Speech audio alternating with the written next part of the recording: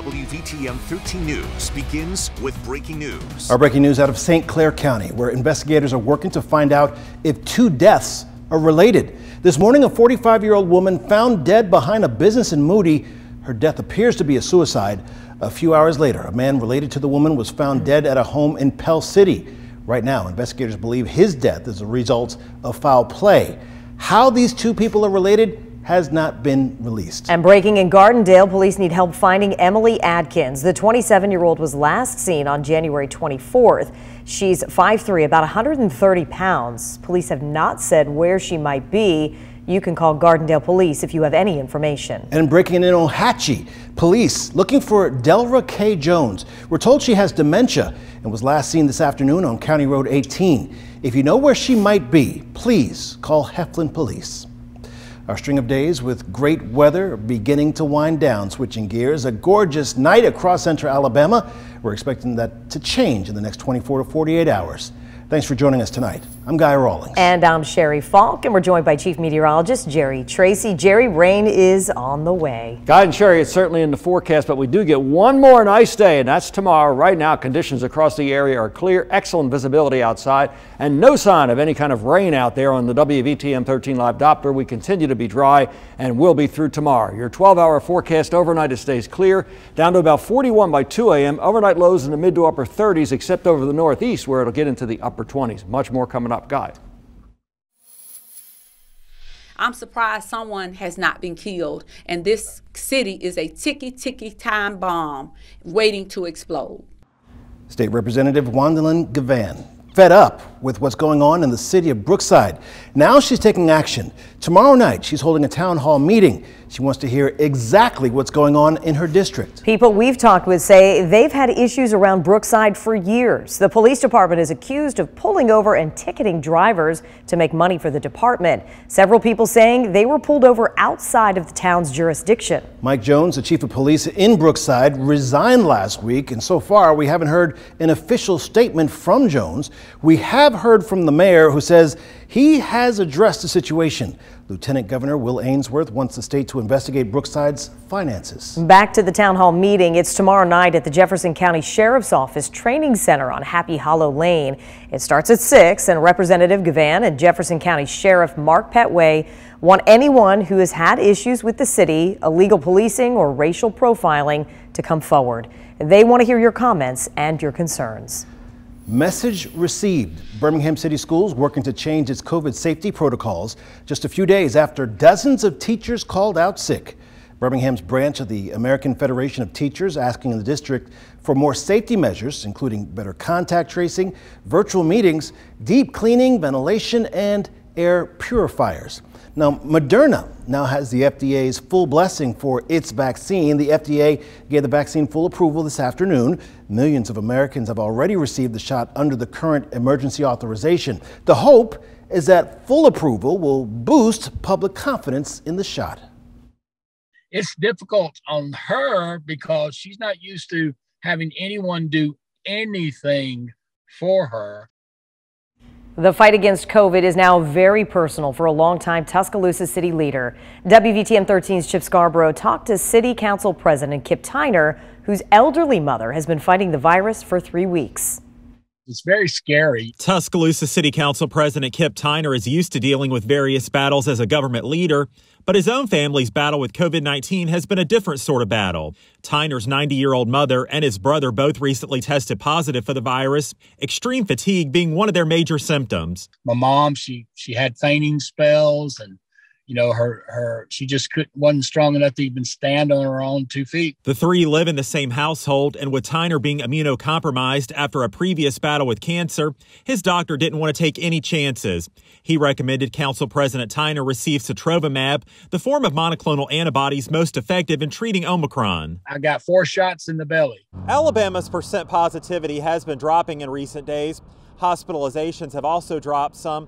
But doctors say we're still in a window where catching Omicron is a real possibility. That's why they're urging KN95 masks, especially when you're in indoor gatherings. We're hopeful that that the vaccination will continue to be effective against that severe illness, hospitalization, and death like it has been. As Councilman Tyner's mother and brother work to recover from COVID-19, he says he has a new level of respect for those who care for others. I wash the clothes, I dry them, I fold them, I've done all the cooking, and do all the cleaning. You know, there are a lot of accidents that can be had when someone's very sick. Tyner says his mother cared for him during his cancer battle. Now he's stepping up to help her. Chip Scarborough, WVTM 13. We've made it easy for you to find a place close to home to get tested or vaccinated. You can find a list of the sites closest to you inside our free WVTM 13 app. Just click on the coronavirus section. New tonight, the Alabama GOP joining State Attorney General Steve Marshall's petition for a stay in the fight against redistricting. The state's Republican Party filed what's called a friend of the court motion. Friday, a 3-judge panel upheld a ruling which blocks the state from using the current districts in the upcoming elections. The court believes it violates the Voting Rights Act. The ALGOP says the newly redrawn districts will be based primarily on race and could disrupt the upcoming elections. In a statement, John Wall, the state's GOP chairman, says the Republican Party, quote, has a long history of defending civil liberties of minorities, adding the Alabama Republican Party will continue to fight for free and fair elections. The Supreme Court requests the plaintiffs who support redistricting file a response by Wednesday. Tomorrow, the Alabama Sheriff's Association will be in Montgomery to show its opposition to the permitless carry bill. It's expected to be introduced during the current legislative session. The bill would essentially do away with the state's requirement for those permits. Now, if it becomes law, the Sheriff's Association says it'll allow criminals to avoid background and security checks. It will also allow guns to be carried openly, hidden inside vehicles, or to be carried into school athletic events.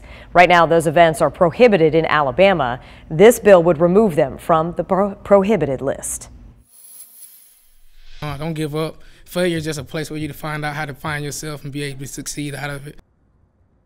News we love, a former Shades Valley and UAB football star expanding his gym in Irondale. After his playing days were over, Trey Chaney was arrested, spending 6 years in jail. Here's the amazing part. When he got out, he opened up I Am Love Fitness and Training Center. Trey's goal, to give kids a path to become a collegiate athlete. He started with just 40 members and now is up to 350. Trey will open his new facility this summer. From 31 yards, McPherson, and Cincinnati is heading to the Super Bowl. The leg of a Fort Payne native sends the Cincinnati Bengals to the Super Bowl for the first time since 1989. In Cincy, they call Evan McPherson Money Mac. The rookie from the University of Florida nailed a handful of game winners this year, including 2 in back-to-back playoff games. Carrie Osep joins us now. Carrie, the McPherson family, obviously so incredibly proud of Evan. Yeah, how can you not be, right? I think that entire family, as well as all Houday Nation, are proud of this guy. And if you talk to the McPherson family, you can see where Evan gets it from. They're an athletic family and a family of faith. Evan's parents preach humility, and they're loving watching Evan's rookie season. Another win sealed with a kick. Is heading to the Super Bowl. Launching the Cincinnati Bengals to Super Bowl 56. The only ones more excited than Evan McPherson's teammates, his family, cheering on the clutch kicker from the stands. I was super excited. We're jumping up and down, trying not to fall all over everybody. Brother Alex and Logan, Dad LaDon, and Mom Amber McPherson know their brother and son is a kicking sensation. The 22-year-old rookie is 12 for 12 in the postseason. When it was coming down to it, like I told Alex during the game, it's like it wouldn't be surprising or crazy if he hit a game winner, because it's kind of, at this point in the season, it's kind of what he does. Fox Sports capturing this sweet moment between Evan and his mom. Got a good hug and then just grabbed his face and like, you know, you did it. You did it. And we're going to the Super Bowl. I mean, it was an incredible moment. Just one of those memories and etched in my heart, you know, forever. All 3 of her boys have been setting records since high school. Evan won the starting kicking spot as an 8th grader for the varsity team. This video taken at their high school field shows Logan snap the ball, Alex hold it, and Evan nail the kick. They've always tried to outdo each other, but then they've always supported each other to outdo that kick. Logan hit a 57-yard field goal that broke the record at Fort Payne High School, and then Evan beat that, then Alex beat that. Yeah. At their core, The McPhersons are all about family, faith, and football. Understand the first two, and you'll better understand Money Mac, the middle McPherson. It's just cool to see him be himself in these big time moments, because that's who you need out there in those kind of situations. You'd love to see it. Evan was an all-state kicker for Fort Payne High School in 2017.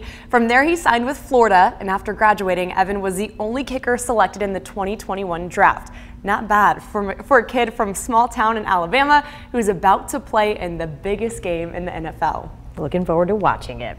All right, well, there's only one place that you can see Evan and the Bengals in the Super Bowl, right here on WVTM 13. Kickoff between Cincinnati and Los Angeles is set for February 13th at 5:30, only on WVTM 13.